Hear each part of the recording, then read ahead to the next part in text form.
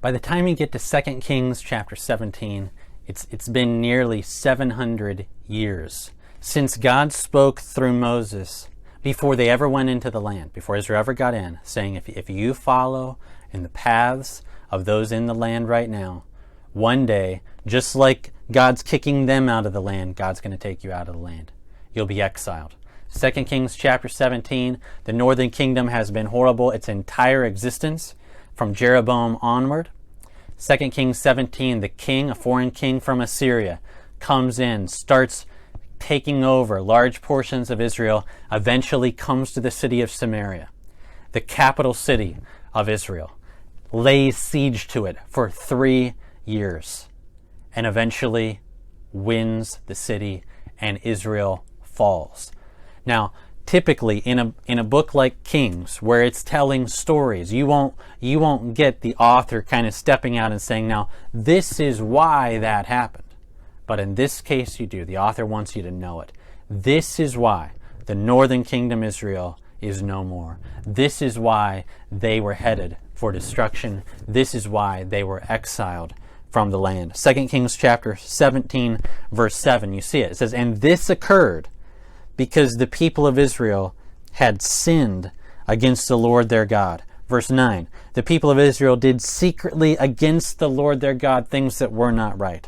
Verse 13, yet the Lord warned Israel and Judah by every prophet and every seer. Verse 14, but they would not listen, but were stubborn as their fathers had been, who did not believe in the Lord their God. God sent them prophet after prophet. That's what we've been seeing in the Kings, in the books of Kings. But they would not listen because at the end of the day, they did not trust the Lord. They were like their fathers who came out of the land of Egypt. Verse 16, and they abandoned all the commandments of the Lord. They made for themselves metal images of 2 calves. The sins of Jeroboam, they never got beyond them. They made an Asherah. They worshipped the host of heaven. They served Baal, whoever they could find. Even verse 17, and they burned their sons and their daughters as offerings. What the people in the land had done before them, even offering their own babies up to false gods. This is what the people of Israel started to do.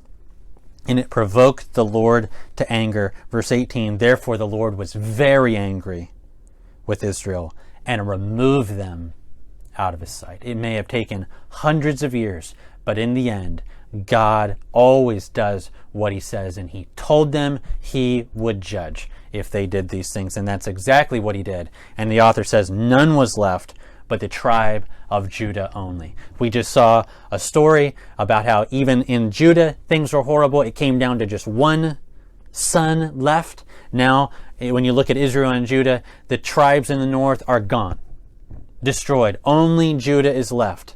The Davidic line is hanging on. Only Judah's left. That's where all hope for the world is. And you're like, man, are they going to make it? Because I know God's promised things, but they are so bad. They're just like the people in the north. And look at what happened to the people in the north. Siege, exile, destruction. What God had been threatening and promising for like 700 years has finally happened.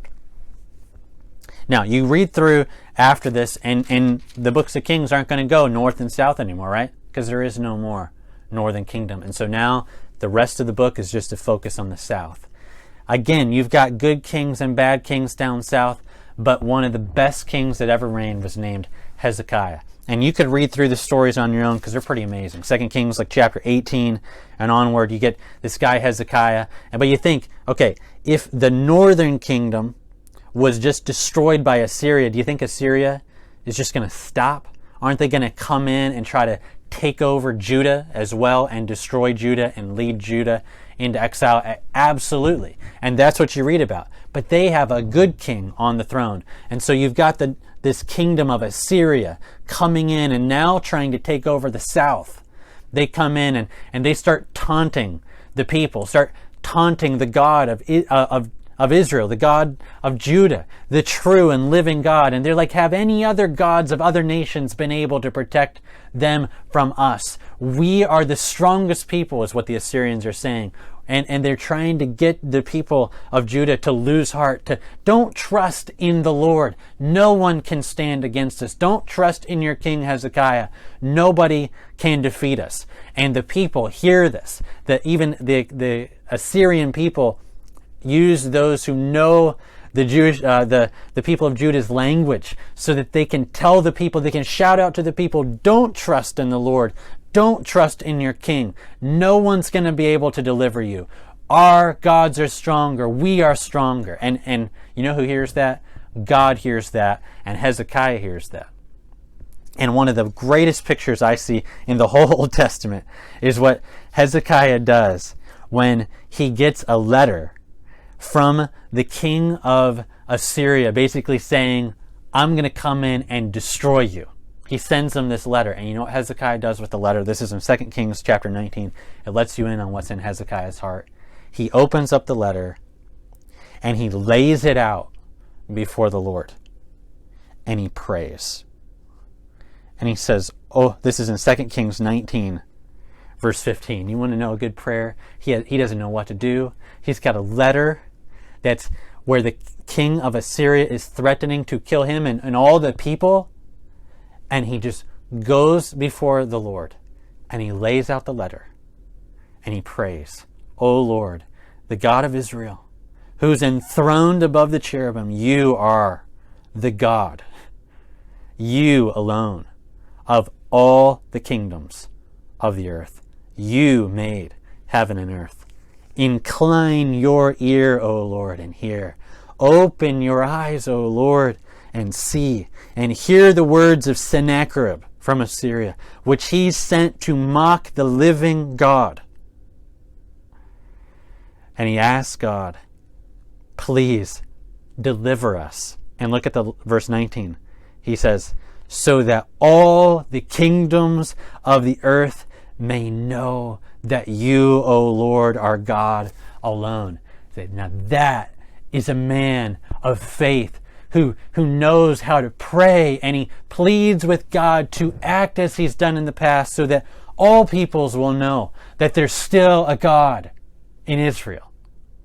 And you know how God responds?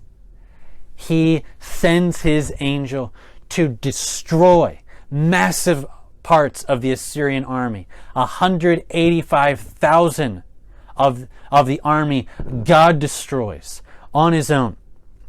And God delivers the people of Judah. They are not headed for exile right now. The king of Assyria will not be able to touch them because God is still fighting for his people.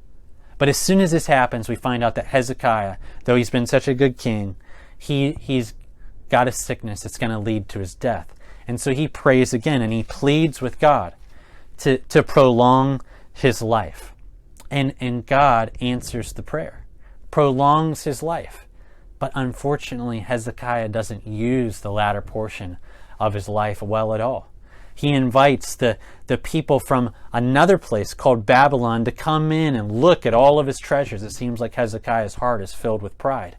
He says to the people of Babylon, look at all that we have. And God ends up speaking to Hezekiah saying, all of this is going to become Babylon's someday.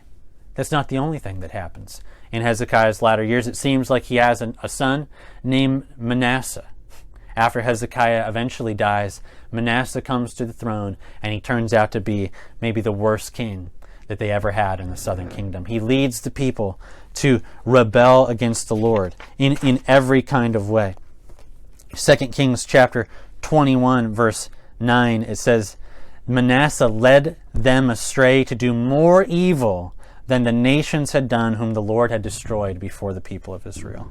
And in response, what does God say?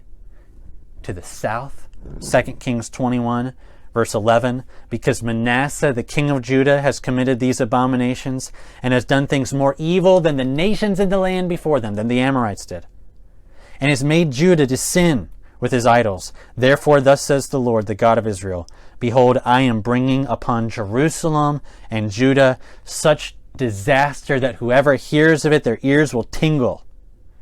And God basically says, I'm going to do to Judah what I did to Israel. I'm going to wipe Jerusalem as one wipes a dish, wiping it and turning it upside down. I will forsake the remnant of my heritage because they've done what is evil since the day they came out of Egypt until today. God has spoken. It cannot be changed. He will send Judah, the southern kingdom, into exile. They will become like Samaria and like the house of Ahab, what Moses predicted all the way back in Deuteronomy. God's going to do. They're headed for destruction. They're headed out of the land. This is the southern kingdom. What do you do with that? This is the line of David we're talking about. The line that God said he would always preserve. Keep someone sitting on the throne forever. Establish the throne of his kingdom forever.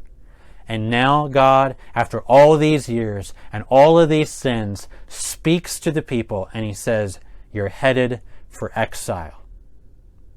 What is God going to do with his promises to David?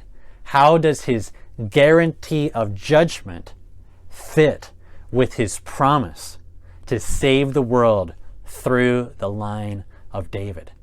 What are we going to do if there is no more line of David? No more throne of David?